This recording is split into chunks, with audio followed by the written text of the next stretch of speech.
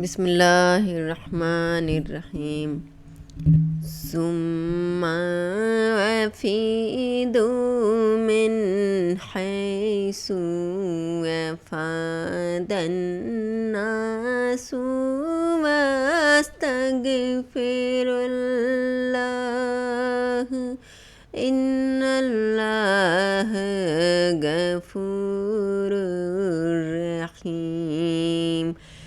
پھر جب جہاں سے اور لوگ واپس ہوں وہیں سے تم بھی واپس ہو اور اللہ سے بخشش مانگو، بے شک اللہ بخشنے والا اور رحمت والا ہے۔ فَإِذَا قَضَيْتُم مَّنَاسِكَكُمْ فاذكروا الله كذكركم آباءكم أو أشد ذكرا، فمن الناس من يقول ربنا آتنا في الدنيا وما له في الآخرة من خلاق۔ پھر جب حج کے تمام ارکان پورے کر چکو تم نام اللہ کو یاد کرو جس طرح اپنے باپ دادا کو یاد کیا کرتے تھے، بلکہ اس سے بھی زیادہ۔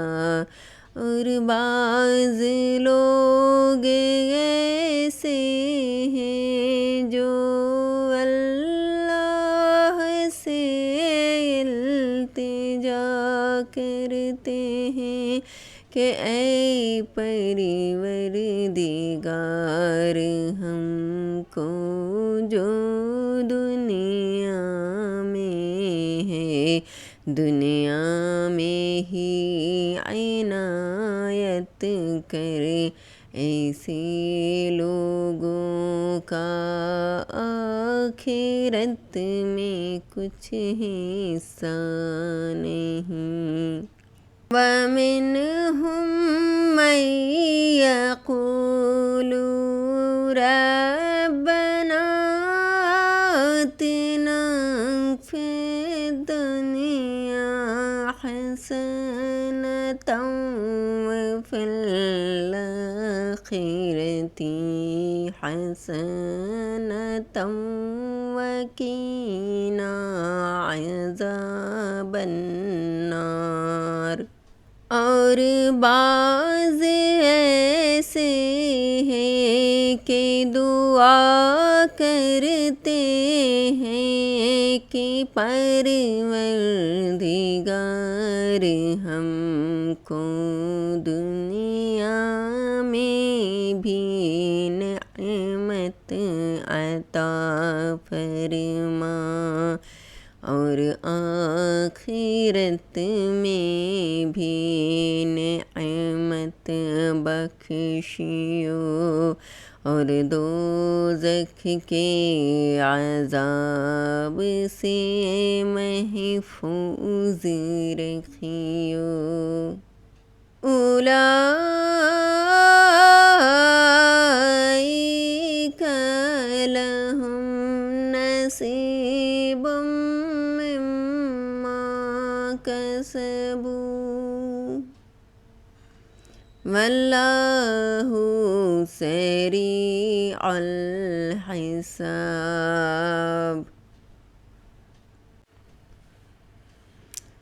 یہی لوگ ہیں جن کے لیے ان کے کاموں کا حصہ یعنی اجر نیک تیار ہے، اور اللہ جلد حساب لینے والا اور جلد اجر دینے والا ہے۔ اذکر اللہ فی ایام معدودات فمن تعجل فی یومین فلا اثم علیہ ومن تأخر فلا اثم علیہ لمن اتقى واتقوا اللہ واعلموا انکم الیہ تحشرون۔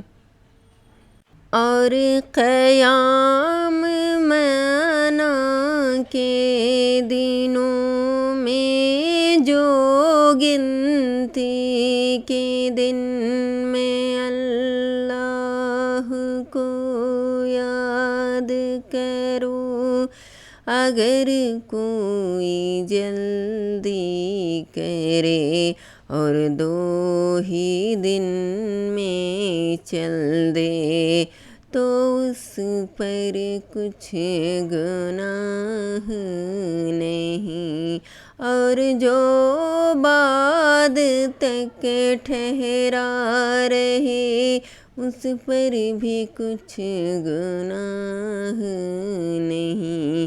یہ باتیں اس شخص کے لیے ہیں جو اللہ سے ڈرے، اور تم لوگ اللہ سے ڈرتے رہو، اور جان رکھو کہ تم سب اس کے پاس جمع کیے جاؤ گے۔ اگر آپ کو یہ میرا ویڈیو اچھا لگا تو آپ اسے لائک کریں، شیئر کریں اور میرے چینل کو سبسکرائب کریں۔ شکریہ آپ کا۔